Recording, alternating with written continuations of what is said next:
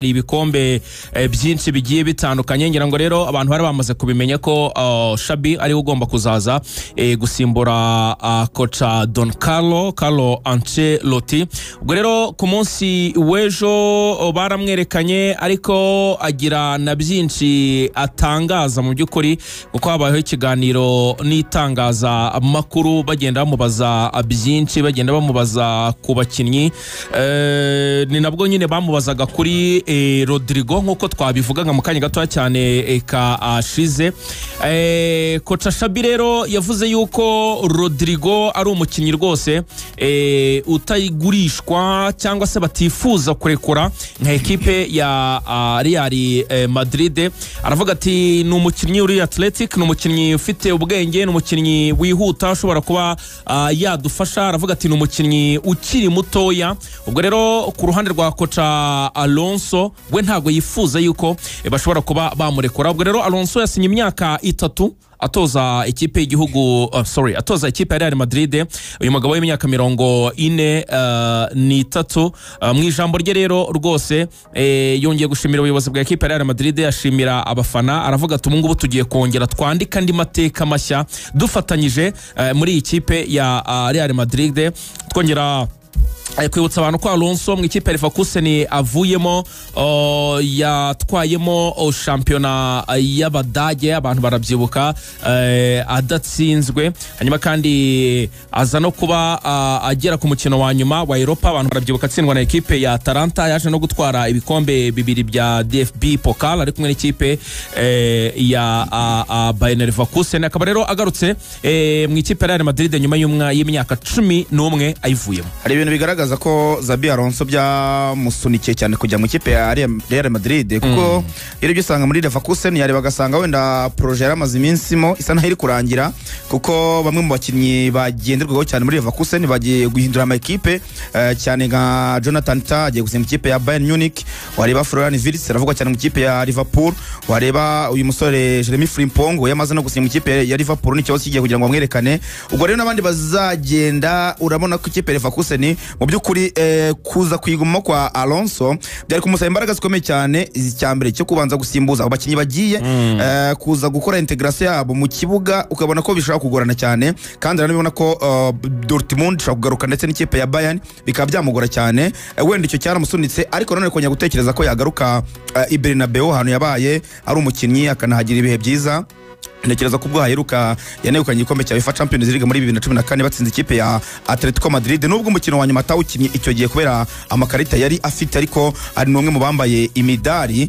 Ariko navuga ngo kugira ngo ube umutoza ufatwa umutoza uri elite cyangwa se umutoza mukuru, nuko nyine ugomba kujya muri izo challenge cyangwa se makipe manini, kuko Leverkusen ubwayo yari bagasanga ntabwo ihagije kuba yamwubakira legacy cyangwa se ibigwi. Vangwa rabizi kaje muri Real Madrid bigoye cyane, kuko ahageze asanga FC Barcelona isa naho ibari hejuru cyane, ndetse na Real ubona ko itari mu bihe byiza, agiye kwifata bigoye. Bivuze ngo aramutse yivanya ahantu habi iri, byaba bigaragaje ko ari wa mutoza mu by'ukuri ushobora gufata ikipe mbi. Yafashe ikipe ya Leverkusen bigoye, ayigira ikipe nziza igukana igikombe cya shampiyona. Anafashe Real rero akayivana ahantu habi yari iri cyane ko isizo yabaye mbi cyane, akaba yakigona igikombe cya shampiyona. Ntekereza ko yabagaragaje ko ari umwe mu batoza nabo bamaze gusinya kuri dosiye za nyuma, ko ari umwe mu batoza bakuru cyangwa se bahari banini bagomba no gutekerezwa mu na mu yandi makipe cyangwa se mu yindi mirimo ashaka kuza guhabwa.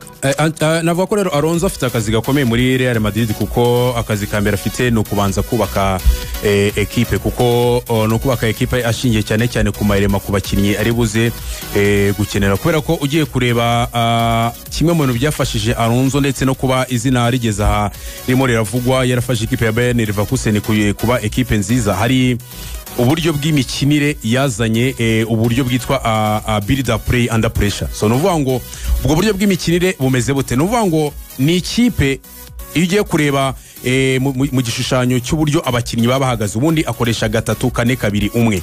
Hanyuma ino rero game series yitwa build up play under pressure. So nuvuga ngo iyo ikipe ifite umupira, nuvuga ngo irimo irataka, nuvuga ngo yisanga buri gihe abakinnyi bari kuri 5-2-3. Hanyuma ikipe yaba yatakaje umupira ikaba iri gukoresha 5-2-2-1. Ibyo bivuze iki rero? Nuvuga ngo bivuze ko mu mutima wa defense buri gihe akenera gukoresha aba defenseurs batatu, kubera ko akenera aba wing back. ariyo mpamvu ubona ko Real Madrid mu byo batekereje bya mbere babanje gushaka uwitwa Trent Alexander-Arnold, kandi uvuga ngo Trent Alexander-Arnold ni umukinnyi ufitinga neza muri ubwo buryo bw'imikinire. Ariko wareba ku ruhande rw'ibumoso ukabona ko ikipe Real Madrid iracyabura uwo mukinnyi wakina ubwo buryo. Ariyo mvuga ko Real Madrid ubwo mu bantu uwitwa Xabi Alonso agomba kuza gushaka umukinnyi ukina wing back ku ruhande rw'ibumoso. Ikindi mu mutima wa defense muri babakinnyi batatu akeneramo abadefenseri babiri bakina umupira batari abaswipa badakuraho imipira. Nuvuga ngo ushobora kuba warekipera umupira akawukina akaba yatangira icyitwa animation ya systeme cyangwa se uburyo bw'imikinire. Hama mu mitekerereze n'imyumvire y'umutoza Xabi Alonso avuga ko iyo wagize dominance muri mediane cyangwa se iyo wafashe ikipe mediane yayo ukayiniga cyangwa se ugakipinga umupira muri mediane, we avuga ko ariho hantu yizerera ko ibyo bisubizo biza kuza kubana, kuko iyo yatatse mu buryo bwe bw'imikinire buri gihe muri rwa rubuga muri cya kibuga cyangwa se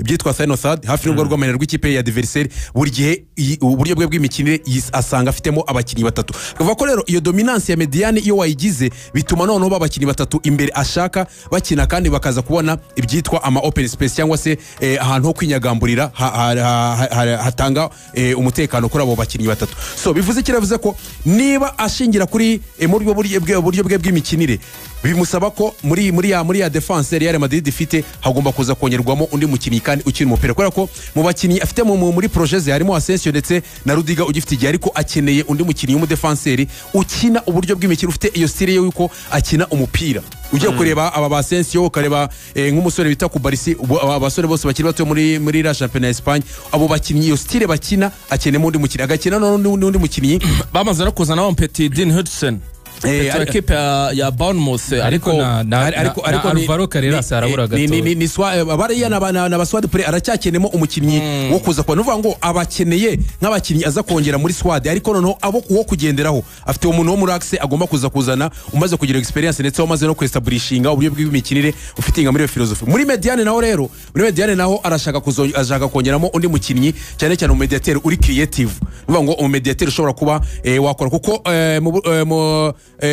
abantu baganiriye nawe mbere agitagire no projet ubona ko Jude Bellingham arashaka kumugarura muri ya style ye yakinnye n'ubundi yazamukiyemo, kumugarura aho twakwita nko kuri nimero 8, hanyuma agashaka undi mukinnyi ahubwo wo kuza gukina iyo nimero 10. So kuko buryo wumva rero kuri Xabi Alonso nibura kugira ngo yubake ibye Real Madrid ijye muri irangi arivange rifate neza, biraza kumusaba kongeramo izindi elema zigera kuri enye kugira ngo abashe kubaka neza iyi build up yiwe cyangwa se uburyo bwe bw'imikinire game approach yazanye introduce mu ikipe Leverkusen ibashe kuba successful, ikipe Real Madrid yongere ayizamure arebe ko inose zigiye kuza yahangana n'ikipe FC Barcelona, kuko Barcelona yo igiye gukomerezaho ku byo yagezeho kubera ko nta kinini izatakaza muri inose z'ubwirangiye.